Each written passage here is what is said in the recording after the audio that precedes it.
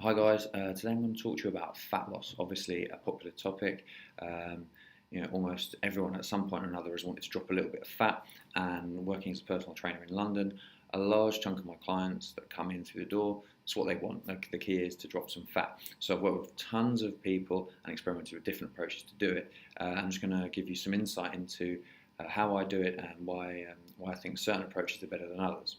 So number one, you have to get the fundamental principle of fat loss, which is that you need to be in a calorie deficit. So you need to be consuming fewer calories than you're expending. And there's different ways to achieve a deficit. Primarily, there's three variables you can manipulate to achieve it, and that's your nutrition or your diet, training with weights, and cardio, whether that be intervals or like low intensity, steady pace cardio.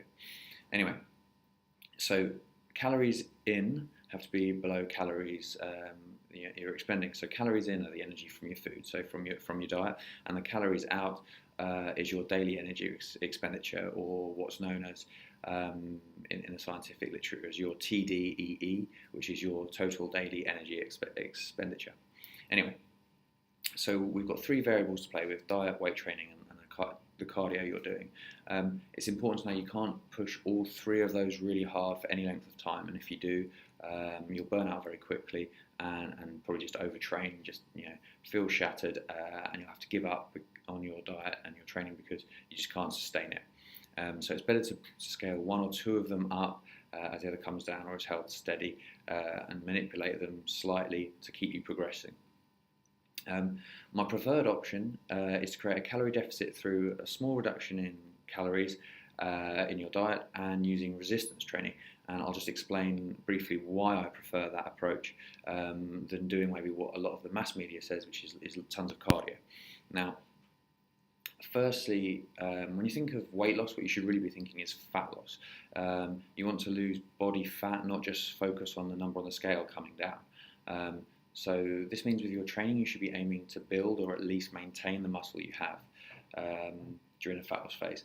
Now, the best way to do that is to keep protein intake relatively high in your diet. Around about 2 grams per kilo will get it done. That's about a gram per pound if you work in pounds. And to train with weights. So weight training provides a powerful stimulus to the body to build, or as I said, at the very least, retain muscle, even in a calorie deficit. And that's why I think it's really important to include most of your training focused on weight training when you're dieting. Muscle is also quite metabolically costly. It's a metabolically costly tissue. So every extra ounce of muscle you carry on your frame requires extra energy to sustain it. So the more muscle you have, the higher your TDEE is going to be, and as a result, it's easier to create a deficit, because if your daily energy needs are ramped up higher just because you carry more mass, means you can eat higher quantities of food and still be in a deficit. And at the end of the day, what we want is not just to be skinny. You want to be lean and muscular.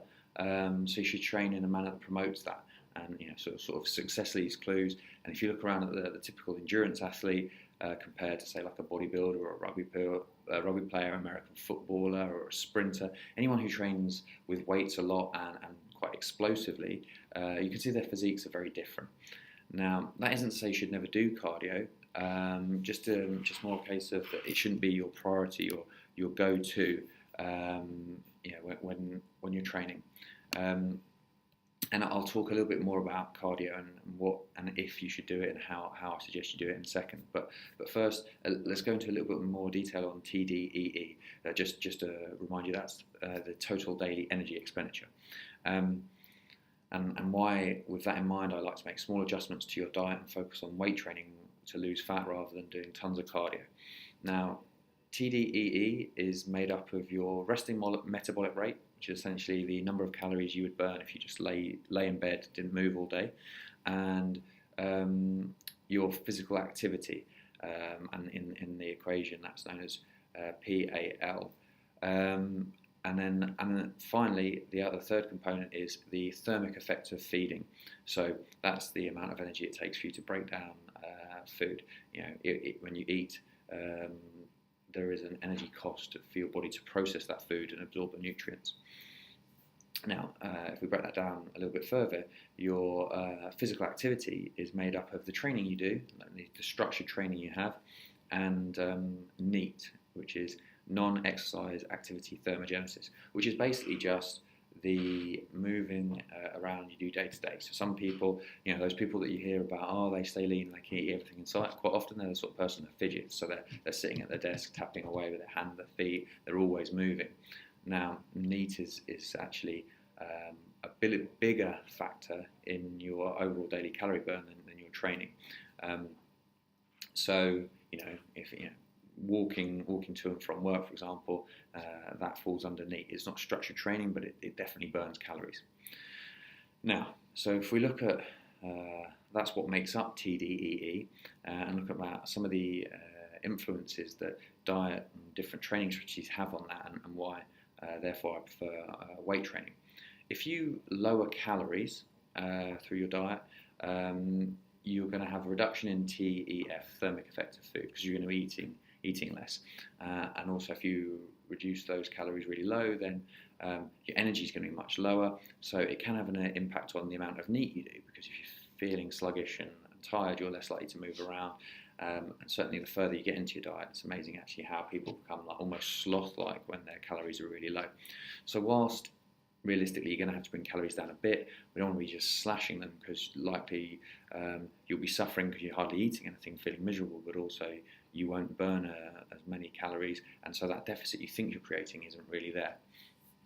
Now, that's why I don't like a really aggressive reduction in calories. Now, cardio, which most people associate with fat loss, why don't I like doing tons of cardio? Well, first of all, we talked about how I prefer weight training because it's a better signal to retain and build muscle.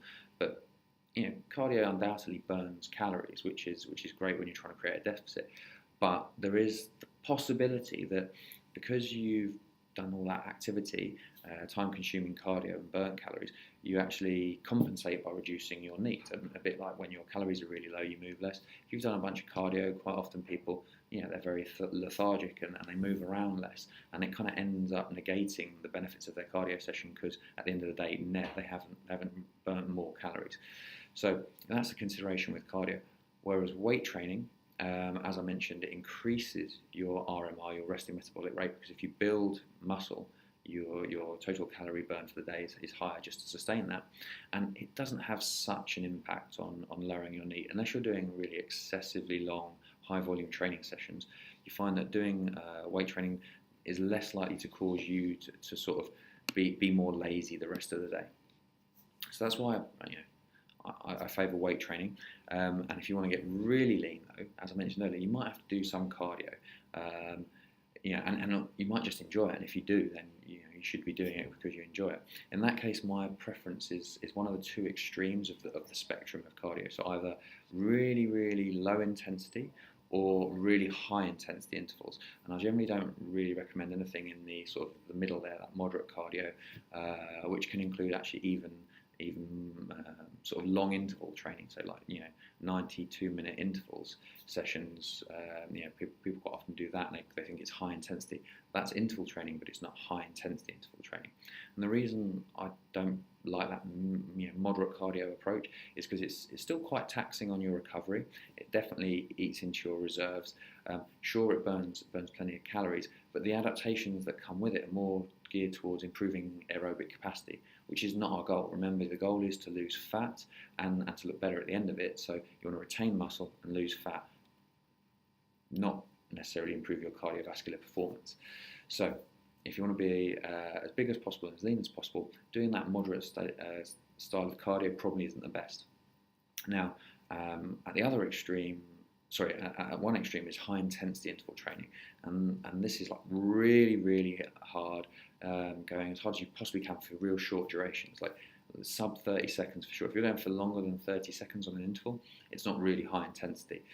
So the adaptations associated with high intensity interval training are more closely associated with the sort of adaptations you'd get from weight training, which is positive as well.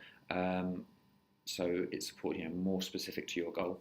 but it is very demanding, and it also carries the risk of injury. So if it's really taxing on your recovery, you need to be quite careful about how you program it and very smart about putting it in. And actually, you potentially have to remove some of your weight training, which kind of doesn't make that much sense. So because of this, high-intensity interval training can work really well. It can increase the amount of calories you're burning for a good chunk of time after your session, which is great. Your metabolic rate's lifted for several hours after training. But I find it's not something that's really sustainable in a long-term approach. It can work for a short period of time. It can be a great plateau buster when things have stopped working and you want to throw a different variable in to get you moving again. And also, I quite like it in the early stages of the fat loss phase, because at that point the calories you're eating tend to be that bit higher. You haven't had to dip that low. Your ability to recover is better. But as you get deeper into a diet, I tend to transition away and not really use high-intensity interval training very much.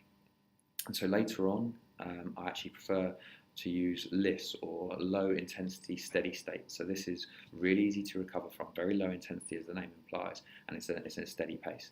And actually, it might aid your recovery from weight training, but it certainly shouldn't detract from it because it's so low intensity. It burns calories. And so as a result helps you to create that calorie deficit to keep you losing fat.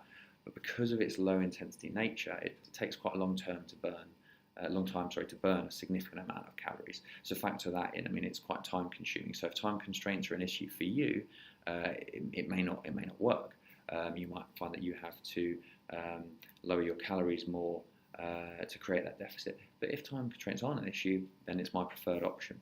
I always prefer to eat more food and do a little bit more activity than have to drop the food down too low.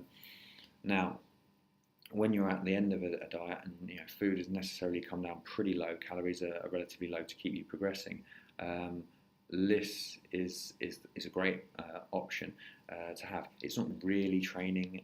It falls more into the NEAT category of non-exercise activity thermogenesis. For example, taking your dog for a walk would count as LISS. So use it in your program or in your plan to help you progress. Also use it. It can help you relax and de-stress, which is really important when you're trying to lose fat. Go for a walk with your girlfriend or whatever. You're burning some calories and you're having a nice time, and it's not like you're always constantly being moaned at for being in the gym. So it has many benefits in that respect. So just to wrap things up and conclude, if you want to lose fat, you need to create a calorie deficit, and you should focus on achieving that by dialing in your nutrition to create a bit of a calorie deficit, and training with weights to increase that calorie deficit and supply a positive signal to the body to retain and build muscle. Right, guys, I hope that clears up the fundamentals of fat loss and my approach to it. If you've got any questions, feel free to drop me a comment below, and I'll get back to you and try and help out in any way I can.